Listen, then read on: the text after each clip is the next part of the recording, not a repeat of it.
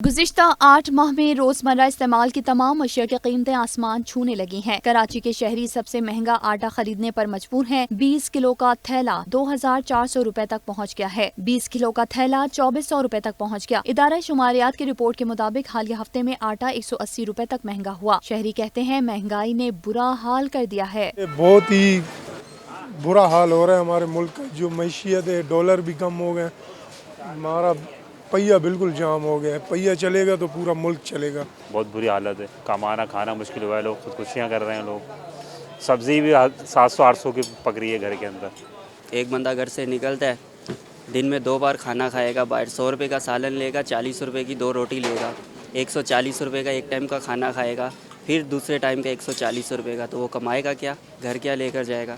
आटा पै दर पे महंगा होने के बाद रोटी 20 रुपए की हो गई है। मजीद आटा महंगा होने से रोटी की कीमत पर भी असर पड़ेगा।